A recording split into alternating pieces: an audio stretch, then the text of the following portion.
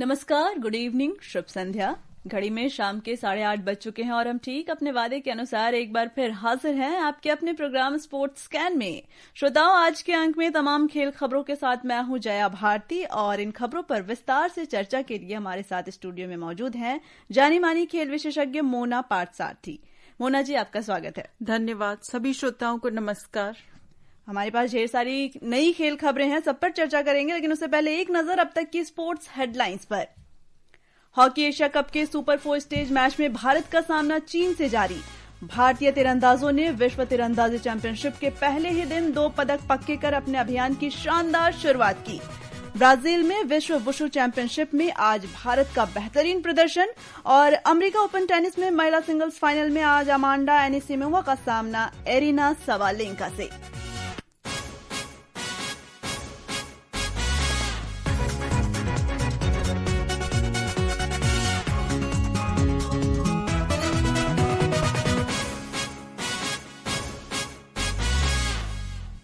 शुरुआत hockey Asia cup से, जो कि बिहार के राजगीर में चल रहा है। आज सुपर 4 स्टेज के अंतिम मुकाबले खेले जा रहे हैं और भारत का सामना चीन से हो रहा है। मैच की जानकारी के लिए सीधे चलते हैं स्टेडियम में मौजूद हमारे संवाददाता धर्मेंद्र कुमार राय के पास। धर्मेंद्र जी, प्रतियोगिता में किस टीम की मजबूत पकड़ दिख रही है अभी? जी बिल्कुल, आकर्षक खेल दिखाया है। शुरू से ही भारतीय टीम जो है चीन पर हावी है और पहले ही क्वार्टर में जो शीलानंद लाकड़ा ने पहला गोल किया, उसके बाद एक के बाद एक पहले हाफ में 2 और गोल दिलप्रीत सिंह और मनदीप सिंह ने किए। तो पूरी तरह से हावी है चाइना की टीम पर और यहाँ कहना यह गलत नहीं होगा कि भारतीय टीम फाइनल मुकाबले के लिए अग्रसर हो चुकी है। जी, जैसा कि आपने कहा कि भारत की टीम शुरुआत से ही हावी दिख रही है, तो स्टेडियम में मौजूद दर्शकों के बीच कैसा उत्साह देखा जा रहा है, खासकर भारतीय फैंस के बीच? जी, दर्शकों में काफी उत्साह है। 10 से 12 हजार दर्शक पहुंचे हुए हैं भारतीय टीम का समर्थन करने के लिए। और जो है हर जब भारतीय टीम चीन के खेमे में बॉल लेकर चल जाती है और उसका जो है दर्शकों में काफी उत्साह, तालियों से उन भारतीय टीम का उत्साहवर्धन किया जा रहा है। और आज जो एक भारतीय टीम में देखने को मिला, पहले की गेम की तुलना में छोटी छोटी पास पर जो है काफी ध्यान केंद्रित किया और उसका जो नतीजा देखने को मिला कि पहले हाफ में 3-0 से भारतीय टीम आगे है। जी, इस तमाम जानकारी के लिए धन्यवाद धर्मेंद्र। आज खेले गए पहले मुकाबले में कोरिया ने मलेशिया पर 4-3 से शानदार जीत हासिल की। दोनों के बीच कांटे की टक्कर देखने को मिली, लेकिन आखिरी समय में कोरिया ने शानदार वापसी करते हुए मुकाबला अपने पक्ष में कर लिया। प्रतियोगिता का फाइनल मुकाबला कल खेला जाएगा। जैसा कि हमारे संवाददाता ने बताया कि भारत की टीम शुरू से ही आज के मैच में हावी दिख रही है। पहले भी मैचों में हमने देखा किस तरह से उनका प्रदर्शन रहा और कोरिया और मलेशिया के बीच भी कांटे की टक्कर रही। तो फाइनल में क्या लगता है, कैसी चुनौती मिलेगी भारत को? देखिए, अभी इस मैच में जैसा कि लग रहा है 3-0 से भारत आगे चल रहा है और अगर आज भारत जीत जाता है तो चांसेस इसके हैं कि जिस तरह से दक्षिण कोरिया ने पलटी मारी है, मलेशिया को हराकर टेबल में 2nd नंबर पे आ गया है, तो इंडिया और कोरिया सबसे सफल टीम है टूर्नामेंट की। कोरिया 5 बार की चैंपियन है। हालांकि भारत से मुकाबला बराबरी पर छूटा था, लेकिन बहुत ही मजबूत टीम है। अगर यहां से भारत जीत जाता है तो भारत कोरिया फाइनल हो सकता है। चीन की वापसी की अभी तो कोई संभावना नजर नहीं आ रही, क्योंकि पहले ही क्षण से भारत ने इस खेल में अपना दबदबा बना लिया है। और अगर इस टूर्नामेंट को हम देखें, भारत के प्रदर्शन को हम देखें, तो पहले 1-2 मैच में लगा था कि कहीं ना कहीं कुछ कमी रह रही है, पेनल्टी कॉर्नर कन्वर्जन सही नहीं हो रहा। लेकिन जो मलेशिया के खिलाफ भारत ने गोल किए, सिर्फ 1 गोल उसमें पेनल्टी कॉर्नर पे हुआ था, बाकी फील्ड गोल थे। और आज भी आप देखिए, शीलानंद लाकड़ा एक युवा खिलाड़ी है, उसने गोल किया है। दिलप्रीत सिंह युवा खिलाड़ी है, उसने गोल किया है। मनदीप सिंह काफी अनुभवी खिलाड़ी हैं। मिडफील्ड में जिस तरीके का खेल हो रहा था, मनप्रीत जो टोक्यो ओलंपिक के हमारे कांस्य पदक विजेता कप्तान रह चुके हैं, जिस तरह से उन्होंने मिडफील्ड की कमान संभाली है, बहुत ही जबरदस्त भारतीय टीम का प्रदर्शन देखने को मिला है। और सभी खिलाड़ियों को पता है कि अगले साल जो बेल्जियम और नीदरलैंड में वर्ल्ड कप होना है, उसमें डायरेक्ट क्वालिफाई करना है।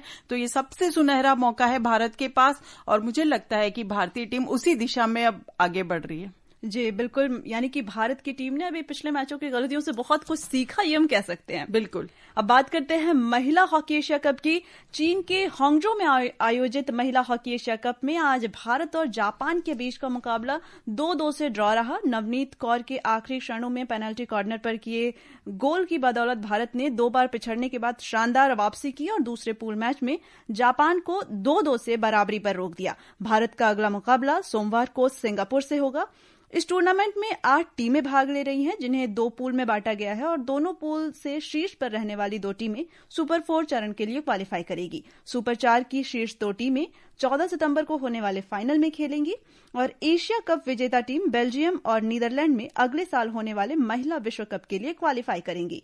भारत इस टूर्नामेंट में अपनी अनुभवी गोलकीपर सविता पुनिया और ड्रैग फ्लिकर दीपिका के बिना खेल रहा है, तो क्योंकि ये दोनों खिलाड़ी चोटिल हैं जी, इसका कितना नुकसान देखने को मिल रहा है? देखिए, सविता बहुत ही अनुभवी खिलाड़ी है, 2 बार ओलंपिक खेल चुकी हैं और काफी दारोमदार उनके ऊपर था यहाँ पर, लेकिन अभ्यास के दौरान चोटिल हो गई है। लेकिन उनकी जगह भारतीय टीम में जो गोलकीपर ने ली है, भारत का प्रदर्शन अभी तक देखा जाए तो अपराजय है। भारतीय टीम अभी तक पिछले मैच में जिस तरीके से थाईलैंड को 11 गोल से हराया और आज भी लगभग हारा हुआ मैच ड्रॉ कराने में भारत ने सफलता हासिल की है। तो अच्छा, कुल मिलाकर अच्छा प्रदर्शन, क्योंकि दीपिका भी नहीं है, सबसे प्रतिभाशाली ड्रैग फ्लिकर है और आधुनिक हॉकी में एक अच्छा ड्रैग फ्लिकर अगर आपकी टीम में नहीं है तो उसका क्या खामियाजा हो सकता है, ये सभी को पता है। तो उस हिसाब से अगर हम देखें तो काफी अच्छा भारतीय टीम का अब तक का प्रदर्शन रहा है और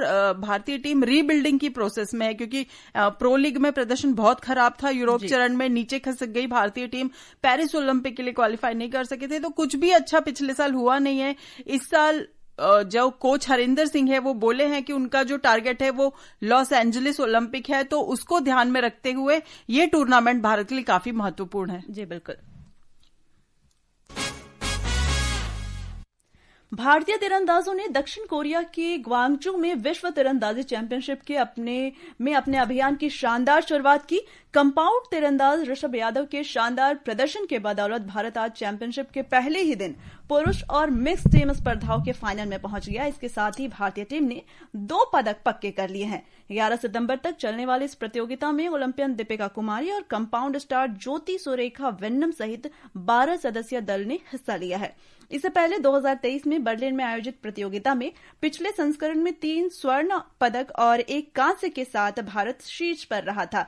क्या लगता है इस सफलता को भारत दोहरा पाएगा? बिल्कुल, जिस तरीके से आप देखिए ऋषभ यादव का आपने जिक्र किया, पहली बार विश्व चैंपियनशिप खेल रहे हैं और जिस तरीके का उनका प्रदर्शन रहा है, 709 क्वालिफिकेशन राउंड में उन्होंने अंक बनाए और ऑस्ट्रेलिया को शूट ऑफ में हराया, फिर अमेरिका को 1 अंक से हराया, उसके बाद जर्मनी को टर्की को हराया 2 अंक से। तो बहुत ही कड़े मुकाबले और ये सारे पावर हाउसेस हैं तीरंदाजी में, बहुत अच्छा प्रदर्शन रहा। और ज्योति सुरेखा वेन्नम बहुत ही वेटरन है, 7वीं बार वर्ल्ड चैंपियनशिप खेल रही है और 2021 में अभिषेक वर्मा के साथ उन्होंने रजत पदक जीता था मिश्रित युगल में और इस बार फिर ऋषभ यादव के साथ उनकी दावेदारी है। तो एक युवा और एक अनुभवी खिलाड़ी, बहुत ही अच्छा तालमेल है और मुझे लगता है कि भारत का प्रदर्शन यहां से बहुत अच्छा रहने वाला है। जी, भारत ने रिकर्व तीरंदाजी में कभी स्वर्ण पदक नहीं जीता, तो दीपिका कुमारी और धीरज बोम्मा देवरा क्या इस बाधा को तोड़ सकेंगे? कैसे? दीपिका कुमारी से तो बहुत समय से एक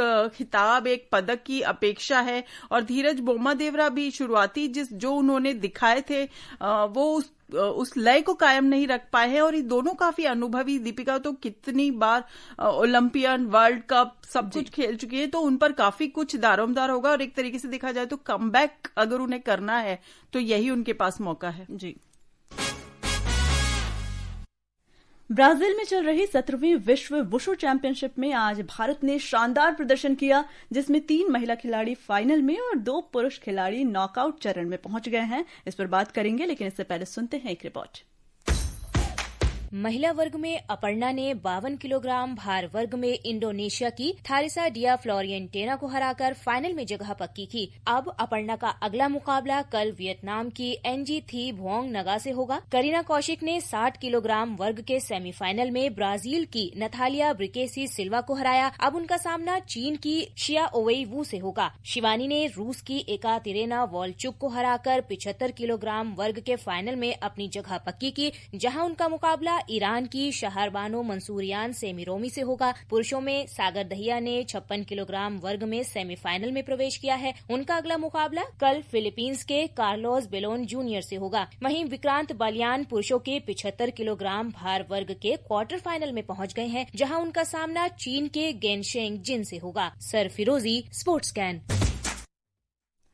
इससे पहले वुशु में भारत का इस तरह का प्रदर्शन नहीं देखा गया था। इस बार अच्छी पकड़ देखने को मिली है। देखिए, कई नए खेल ऐसे हैं जिनमें भारतीय खिलाड़ी बहुत ही अच्छे, पारंपरिक रूप से जिन खेलों में हम अच्छा खेलते हैं उनके अलावा कई नए खेल हैं और वुशु भी उनमें से एक है। पिछले साल जो ब्रुनेई में जूनियर वर्ल्ड चैंपियनशिप हुई थी, वहां भी भारत ने 2 स्वर्ण पदक समेत 7 पदक जीते थे और ये जूनियर खिलाड़ी आगे जाके सीनियर लेवल पे खेलते हैं। तो वो जो ग्रास रूट पे प्रतिभा को तलाशने की जो हमारे यहाँ सिस्टम शुरू हुआ है, खेलो इंडिया हो चाहे यूनिवर्सिटी गेम्स हो, तो वहां से जो नए खेलों में नए खिलाड़ी निकल के आ रहे हैं, वो आप देखिए एक चैंपियन बनने की प्रोसेस जो होती है वो प्रोसेस सही जा रही है। तो इसका मतलब है कि आने वाले समय में हमारा प्रदर्शन और अच्छा रहने वाला है। जी।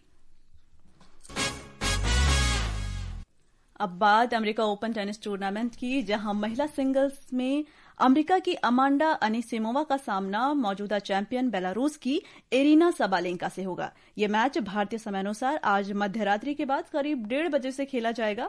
अनिसिमोवा ने रोमांचक सेमीफाइनल में जापान की नाओमी ओसाका को 6-7, 7-6, 6-3 से हराया था। वहीं सबालेंका ने अमेरिका की जेसिका पेगुला को हराकर दूसरे खिताब की तरफ मजबूत कदम बढ़ाए हैं।